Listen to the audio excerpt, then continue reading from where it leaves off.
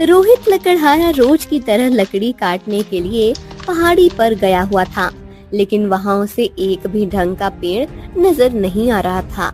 बाकी लकड़हारे ने बहुत से पेड़ पहले ही काट लिए थे। अब ये रोज का ही हो गया था। रोहित को अच्छी लकड़ियां मिल ही नहीं रही थी।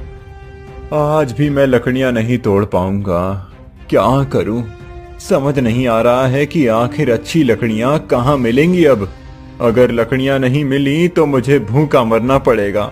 हे भगवान, आपने मेरे भाग्य में क्या लिखा है ये आप ही जानो। रोहित घर आ जाता है।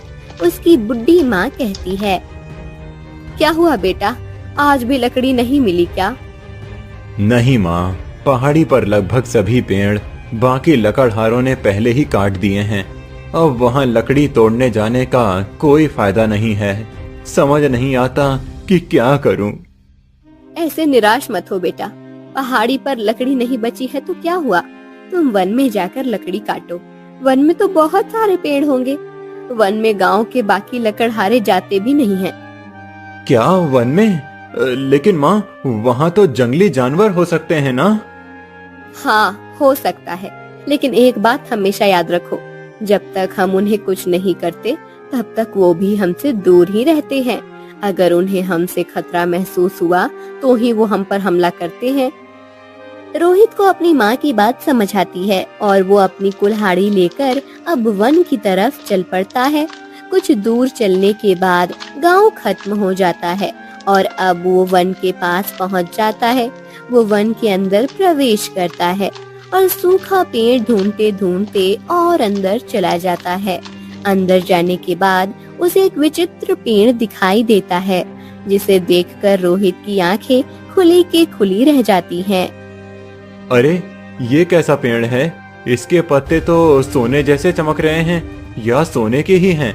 अगर ये सोने के पत्ते मैं बेच दूं तो मुझे लकड़ी काटने की जरूरत ही नहीं पड़ेगी।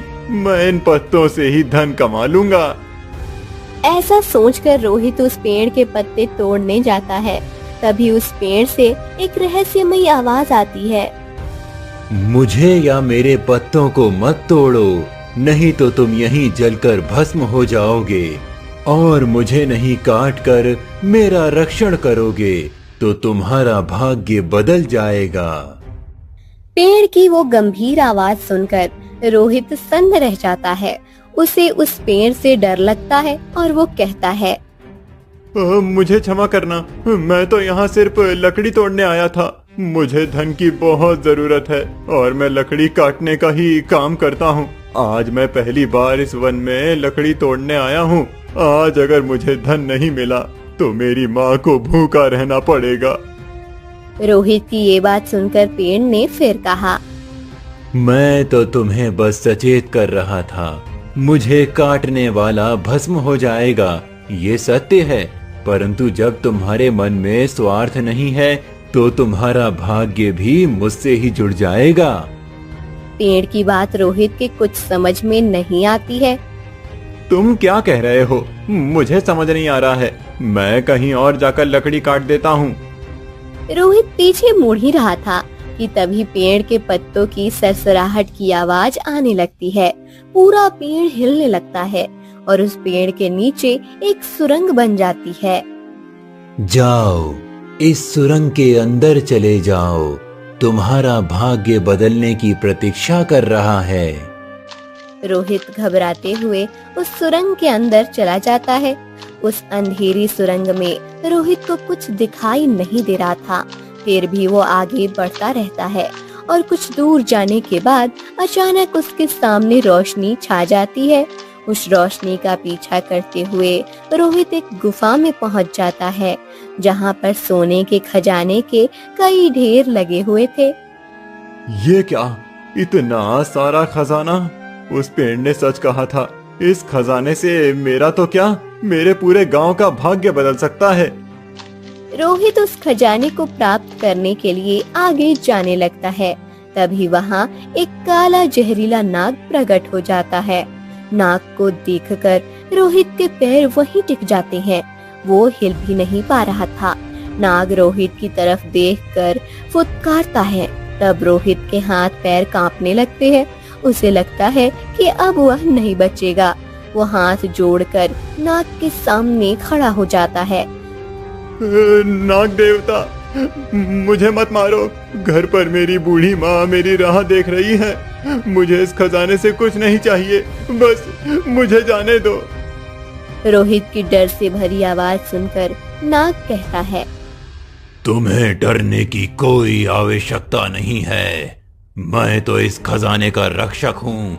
जो भी इस खजाने को प्राप्त करने आता है उसे एक परीक्षा देनी पड़ती है। यदि तुम उस परीक्षा में सफल हो गए तो ये खजाना तुम्हारा हो जाएगा। अच्छा ठीक है, मैं परीक्षा देने के लिए सज्ज हूँ। यदि इस परीक्षा से मेरा भाग्य बदल गया तो मेरी माँ को कभी भूखा नहीं रहना पड़ेगा। ठीक है, तुम मेरे प्रश्न का उत्तर दो। ऐसी कौन सी चीज है जो एक मनुष्य को जीवन भर याद रखनी चाहिए और उसका पालन करना चाहिए? नाग का प्रश्न सुनकर रोहित कुछ देर विचार करता है और एक मनुष्य को अपने जीवन में कभी लालच नहीं करना चाहिए। कितनी भी मुश्किल स्थिति आ जाए, हमेशा हिम्मत से काम लेना चाहिए और सबसे जरूरी, हमेशा पूरी ईमानदारी से अपने काम को करते हुए सबकी सहायता करनी चाहिए। मनुष्य अगर अपने जीवन में केवल इन 3 चीजों का पालन करे तो उसका जीवन सफल बन जाता है। नाग को रोहित का उत्तर बहुत पसंद आता है और तुमने ये उत्तर देकर मुझे प्रसन्न कर दिया है। अब ये खजाना तुम्हारा है। मुझे विश्वास है कि इस खजाने से तुम केवल अपना नहीं, औरों का भी भाग्य बदलोगे और अपने समाज के हित में कार्य करोगे। हाँ, मैं अपने गांव वालों के लिए मुझसे जो भी बन पड़ेगा वो सब मैं करूंगा। इस खजाने का इस्तेमाल सिर्फ अपने लिए नहीं करूंगा और गांव के लोगों के लिए अच्छे काम करूंगा। यदि ऐसी बात है तो तुम अभी इस खजाने से जितना चाहें धन ले जा सकते हो। ये स्थान तुम्हारे लिए हमेशा सुरक्षित रहेगा और जब भी तुम चाहो इस खजाने का उपयोग कर सकते हो। नाग की बात सुनकर रोहित उस खजाने से धन लेकर घर आ जाता है। तब रोहित, तुम ये इतना सारा धन कहाँ से लेकर आए हो? पूछो मत माँ, आज मेरे साथ एक विचित्र घटना हुई है जिसके बाद मुझे ये खजाना मिला है। क्या खजाना? हाँ माँ, तुमने ही आज मुझे जंगल में जाकर लकड़ी तोड़ने को कहा था। वहीं एक बोलने वाले पेड़ से मुझे ये खजाना मिला है। अरे क्या गोल गोल बात बता रहे हो? साफ साफ बताओ कि क्या हुआ है। फिर रोहित प्रेमलता को वो सारी बात बताता है जो उसके साथ वन में हुई थी। अच्छा, लेकिन ये धन तो हमारे लिए बहुत ज्यादा है। इतने धन का हम क्या करेंगे? जानता हूँ माँ, लेकिन ये धन सिर्फ हमारे लिए नहीं है। मैं अभी सरपंच जी से जाकर मिलता हूँ। सरपंच जी से मिलकर गांव के विकास की योजना बनाता हूँ। गांव के विकास के लिए इस धन का उपयोग करेंगे हम। रोहित का ये नेक विचार सुनकर प्रेमलता को बहुत खुशी होती है। रोहित सरपंच जी से आकर मिलता है और अरे आओ रोहित, बोलो आज क्या काम है तुम्हारा मेरे पास? सरपंच जी, मुझे हमारे गांव के विकास के लिए धन का योगदान करना है। क्या तुम गांव के विकास में योगदान करना चाहते हो? लेकिन तुम्हारे पास तो इतना धन नहीं है। कोई खजाना हाथ लगा है क्या? सरपंच जी रोहित का मजाक उड़ाते हुए हंसने लगते हैं। रोहित समझ जाता है लेकिन चुप रहकर कहता है, ऐसा ही कुछ समझ लीजिए। बस आप मुझे ये बताइए कि हमें क्या करना होगा जिससे गांव वालों की तकलीफें कम हो जाएं। वैसे तुम्हें बताकर कोई फायदा तो नहीं है, लेकिन अब तुम इतना पूछ ही रहे हो तो सुनो। हमें गांव में एक विद्यालय बनवाना है जहां छोटे बच्चे आकर पढ़ लिख पाएंगे। गांव में बड़ा कुआं खोदना है जिस कुएं का उपयोग हम गर्मी में भी कर सकते हैं। हमारे गांव में कई ऐसे बुजुर्ग हैं जिनका कोई नहीं है, या फिर उनके बच्चे बड़े बड़े शहरों में जाकर रहते हैं, उन सब बुजुर्गों के लिए हमें एक अनाथ आश्रम बनवाना है जहां वो सब बुजुर्ग सुख से रह पाएंगे। रोहित सरपंच जी की बातें ध्यान से सुन रहा था।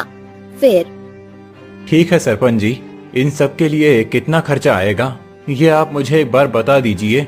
जितना भी धन लगेगा मैं आपको लाकर दूंगा।